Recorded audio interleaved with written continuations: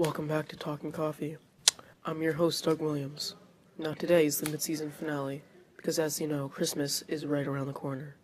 But nonetheless, I proudly present the important figures of World War I in America. Topic, wartime mobilization.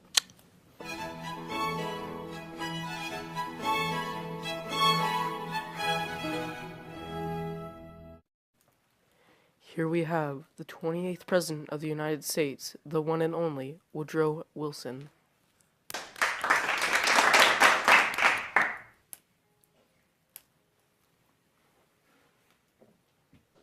Mr. President, be real with me. You first based your campaign on not entering the war, but ultimately, we're in the war. What gives? Well, Doug, there are several major factors in my decision to join the war. First was Germany's submarine attack on the RMS Lusitania, which killed 128 Americans. This led to outrage in the American public.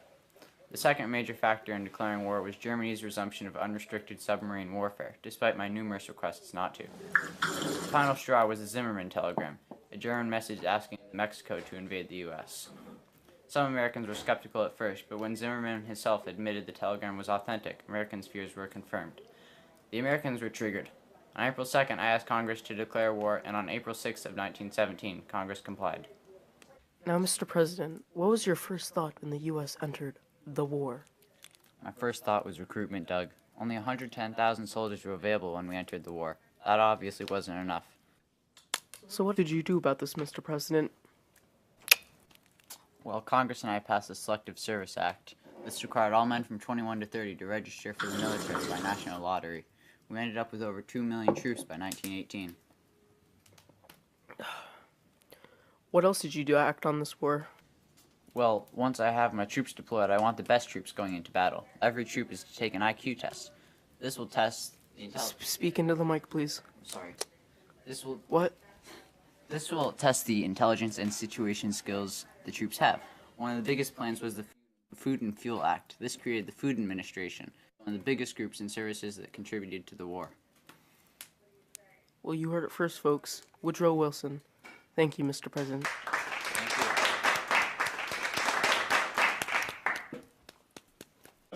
you. Doug, we're live. Oh, we're live. Welcome back. Now we have the President of the Food Administration, Herbert Hoover.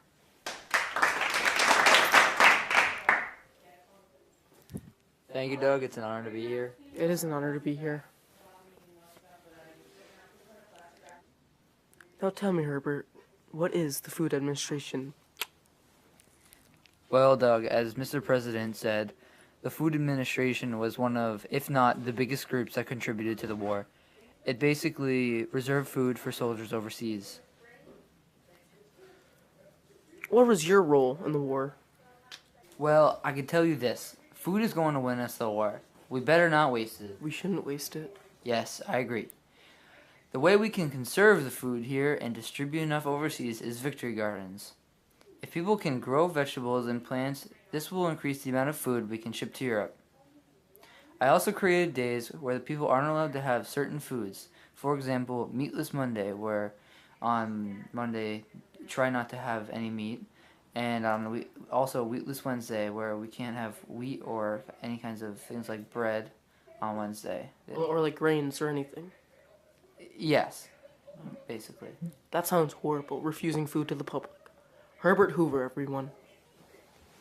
Bye-bye. Welcome back. Now we have the leader of the War Industries Board, or WIB for short, Bernard Baruch. Hello. Hello, hello. Now, Bernard, what was the...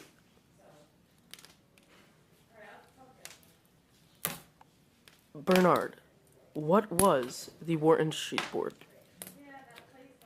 The War Industry Board was a government agency that was created in July of 1917. It was in charge of things like regulating the use of raw materials and regulating prices. Boy, does that sound important. It was. We told companies what they could and could not produce and authorized the construction of new factories with the President's approval. how did you deal with inflation? The War Industry Board's control over prices prevented inflation during the period of mobilization. This was essential to the U.S.'s economy, stability, and overall war effort in the U.S. because there was a sudden change in the supply and demand of war-related materials. What was the overall purpose of the WIB? The purpose of the War Industry Board was to control the role of American industry during World War I, reorganizing and making war-related industry much more efficient by controlling resources, production, and distribution. Oh, you heard it first, folks. Bernard Baruch. Bye-bye. We'll see you after the break.